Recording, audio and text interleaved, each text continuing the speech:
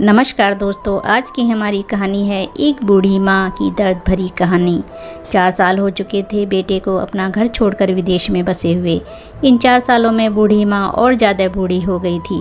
72 वर्ष की उम्र में शारदा देवी की याददाश्त काफ़ी कमज़ोर होती जा रही थी। उन्हें रोज़मर्रा की चीज़ें याद ना रहती, लेकिन जो उन्हें हमेशा याद रहता वह था उनका बेटा। दिन हो या रात, एक पल भी ऐसा ना होता जब उन्हें अपने बेटे की याद ना आती हो। दूसरी तरफ बेटा था जो साल भर में एक आध बार अपनी माँ को फ़ोन कर लिया करता और 1-2 मिनट से ज़्यादा बातें भी ना किया करता। फिर भी यह बूढ़ी माँ टकटकी लगाए अपने बेटे का इंतज़ार करती रहती। एक दिन बेटे का विदेश से फ़ोन आया। हेलो हेलो, सुन रही हो ना माँ? सुमित बोल रहा हूँ, तुम्हारा बेटा। कैसी हो माँ? मैं ठीक हूँ बेटा। तुम, बहू और मेरा पोता कैसा है? माँ ने पूछा। सब अच्छे हैं माँ। मैं अगले हफ्ते गांव आ रहा हूँ माँ, तुम्हें लेने। अब हम सब साथ में ही लंदन में रहेंगे। माँ, तुम्हारी बहू कह रही थी माँ को यहाँ पर लेकर आओ, बेचारी अकेली वहाँ परेशान होती होगी, बेटे ने कहा। माँ की बूढ़ी सूखी आंखें आंसुओं से भीग गई। उसके कमज़ोर शरीर के नस नस में खुशी की लहर दौड़ गई। बेटे और बहू का अपने प्रति प्रेम देखकर माँ का मन खुशी से भर आया। बेटे ने आगे कहा, तैयार रहना माँ, मुझे ज़्यादा दिन की छुट्टियाँ नहीं मिलेंगी। जिससे जितने पैसे लेने हैं लेकर रखना। तब तक मैं प्रॉपर्टी डीलर से बात कर लेता हूँ घर के लिए। घर के लिए? माँ ने पूछा।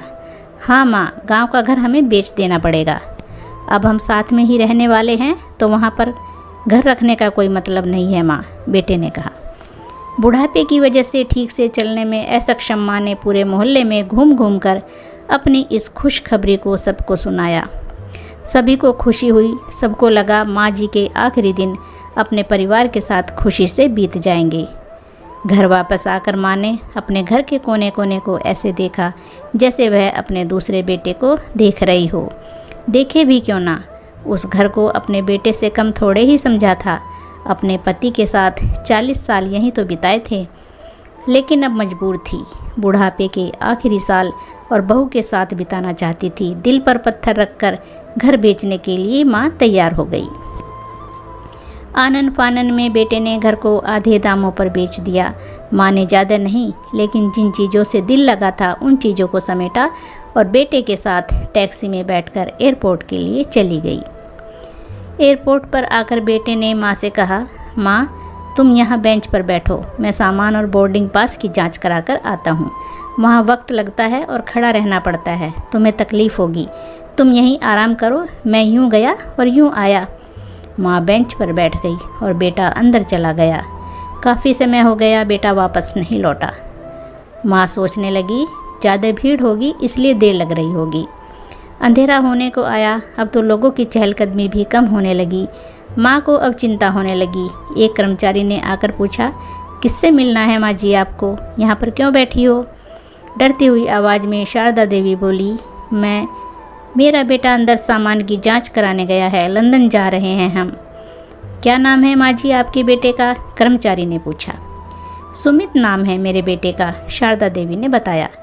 कर्मचारी अंदर गया और थोड़ी देर बाद बाहर लौटा। उसने शारदा देवी से कहा, माँ जी लंदन जाने वाली फ़्लाइट तो दोपहर में ही जा चुकी है और आपका बेटा भी उस फ्लाइट में बैठकर लंदन जा चुका है। अब आपके यहाँ बैठने का कोई मतलब नहीं है, आप भी अपने घर चली जाइए। क्या, जा चुका है और मैं घर जाऊँ? घर? माँ की आंखों से आंसू के सैलाब उठने लगे। जैसे तैसे माँ घर पहुँची, जो अब उसका था ही नहीं, बिक चुका था। वो वहीं बरामदे में तुलसी के पास सो गई। घर के नए मालिक को उस पर दया आई तो एक कमरा किराए पर उसको दे दिया। पेंशन के पैसों से खाना और किराए का बंदोबस्त हो जाता था। दिन बीतने लगे। कुछ दिनों बाद नए घर के मालिक ने शारदा देवी से कहा, माँ जी आप अपने रिश्तेदारों के यहाँ पर जाकर क्यों नहीं रहती हैं? इस उम्र में आपके लिए वही अच्छा होगा। अच्छा तो होगा, लेकिन अगर मेरा बेटा वापस आया तो उसका ख्याल कौन रखेगा? मेरा बेटा बहुत भोला है, उसे अपना ख्याल रखना बिल्कुल नहीं आता। मैं कहीं नहीं जाऊंगी, क्या पता कब उसे मेरी ज़रूरत पड़ जाए, माँ ने कहा। दोस्तों, माँ की ऐसी बातें सुनकर मेरी आंखों में आंसू आ गए। किसी ने सच ही कहा है, पूत कपूत हो सकता है, लेकिन माता कभी कुमाता नहीं हो सकती।